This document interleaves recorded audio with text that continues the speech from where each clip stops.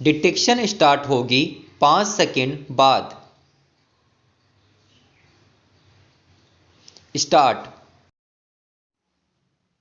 महोदय, इस उपग्रह पर मानव अस्तित्व को बनाए रखने के लिए सबसे पहले आवश्यक है कि ऐसे विकास कार्यों को जारी रखा जाए जो सामाजिक न्याय पर आधारित हो और जिन्हें न्यायपालिका का समर्थन प्राप्त हो, अन्यथा पर्यावरणीय प्रदूषण के कारण न तो पीने के लिए साफ पानी मिलेगा और न सांस लेने के लिए शुद्ध वायु और न ही आश्रय देने वाले वृक्ष ही रहेंगे।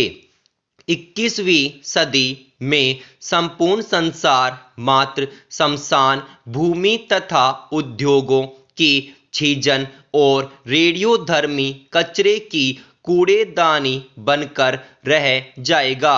लोभी मानव को सोने का अंडा देने वाली मुर्गी को नहीं मारना चाहिए। वायु, जल, वनस्पतियां और पशु पक्षी मानव जाति के अस्तित्व के अभिन्न अंग हैं, जिन पर उसका भविष्य निर्भर करता है। सार्वभौमिक न्याय का यही मूल तत्व है जिसे राष्ट्रीय और अंतर्राष्ट्रीय कानूनों का रूप दिया जाना चाहिए। कुछ विशेष अपवादों को छोड़कर हमारे न्यायालय समझते हैं कि पर्यावरण संबंधी कानून से न्याय व्यवस्था भंग हो जाएगी और कानूनी अधिकारों का हनन होगा, क्योंकि हमारे विधिवेत्ता और न्याय प्रणाली कानून के इन नए आयामों से अपरिचित ही नहीं अनभिज्ञ भी है। यह अधिनियम काफी व्यापक है और इसमें विभिन्न प्रकार के जल स्रोतों को शामिल किया गया है। अधिनियम में केंद्रीय और राज्य प्रदूषण निवारण एवं नियंत्रण मंडलों की स्थापना का प्रावधान किया गया है, जो स्वायत्त निकायों के रूप में कार्य करेंगे। अधिनियम के कार्यान्वयन के लिए स्थापित इन मंडलों के दो महत्वपूर्ण कार्य हैं: प्रदूषण मानक निर्धारित करना तथा उद्योगों के कचरे और वाहित मल को नदियों में बहाने के लिए स्वीकृति प्रदान करना। केंद्रीय प्रदूषण नियंत्रण मंडल केंद्र सरकार और राज्यों के प्रदूषण नियंत्रण मंडल राज्य सरकारों के लिखित निर्देशों का पालन करने के लिए बाध्य होंगे। राज्य में प्रदूषण नियंत्रण मंडल द्वारा निर्धारित मानकों का अतिक्रमण और सहमति की शर्तों का उल्लंघन करने वालों को कठोर दंड देने का प्रावधान किया गया है। तथापि इस अधिनियम के अधीन प्रदूषण नियंत्रण मंडल द्वारा शिकायत किए जाने पर या उसकी पुनरानुमति से ही किसी न्यायालय द्वारा किसी अपराध पर विचार किया जा सकता है। अधिनियम में यह भी प्रावधान किया गया है कि यदि किसी कार्य से जल प्रदूषण की आशंका हो तो राज्य प्रदूषण नियंत्रण मंडल द्वारा उसे रोकने के लिए न्यायालय में याचिका दायर की जा सकती है। इस अधिनियम के द्वारा पानी के नमूने लेने, जांच और मुआयना करने के लिए प्रदूषण नियंत्रण मंडलों को व्यापक अधिकार दिए गए हैं। केंद्र सरकार द्वारा केंद्रीय जल प्रयोगशाला और राज्यों में राज्य स्तरीय जल प्रयोगशालाओं की स्थापना और विशेषज्ञों की नियुक्ति का भी प्रावधान इस अधिनियम में किया गया है। वाहित मल और उद्योगों के कचरे से होने वाले जल प्रदूषण को रोकने के लिए आवश्यक उपाय स्वयं करने का अधिकार भी राज्य प्रदूषण नियंत्रण मंडलों को दिया गया है। यह अधिनियम लगभग ब्रिटिश अधिनियम की नकल है और प्रदूषण फैलाने वाले या उससे प्रभावित समुदाय दोनों पर इसका कोई असर नहीं पड़ा है। महोदय, विधिवेताओं ने इस अधिनियम की कमियों को बताया और कुछ मायनों में ब्रिटिश कानून से भिन्न होने के कारण यह उतना शक्तिशाली नहीं रहा।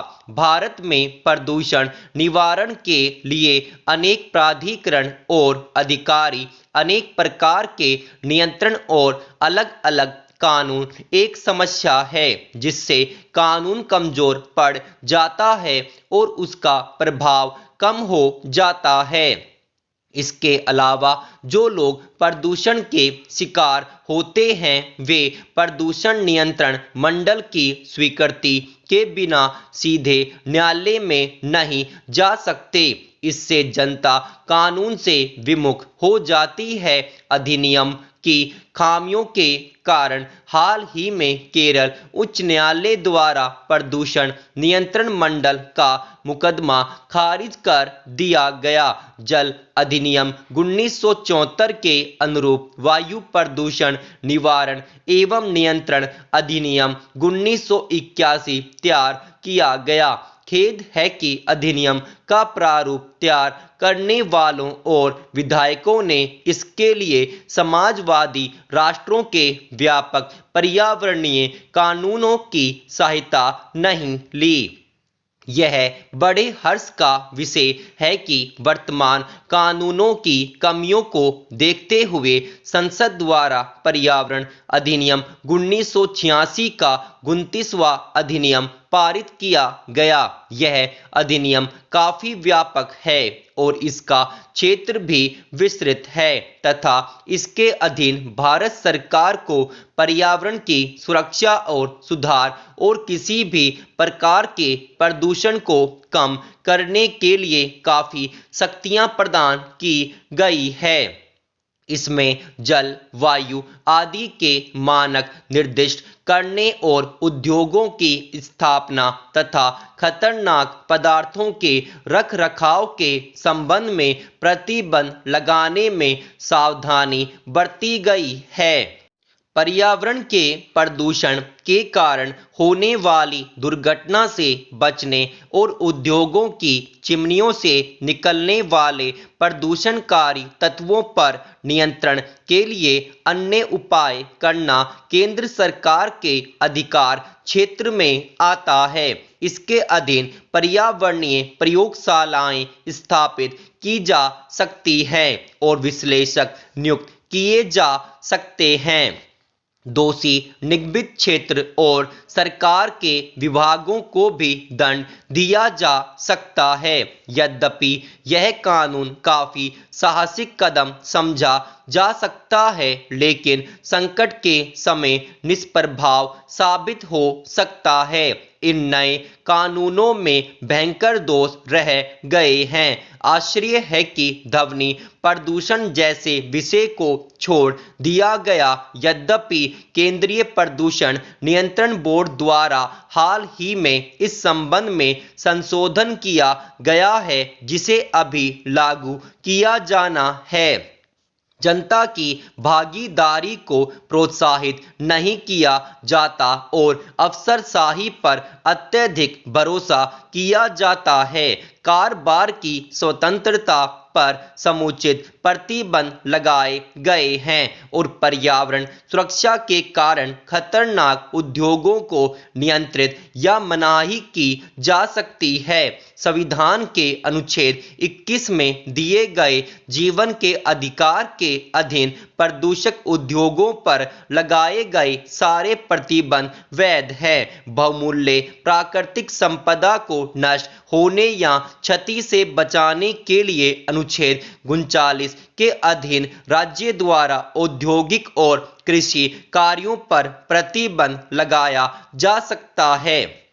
अनुच्छेद 39 ख के अधीन भौतिक संसाधनों पर नियंत्रण ताकि उनका सामान्य हित में सर्वोत्तम उपयोग किया जा सके।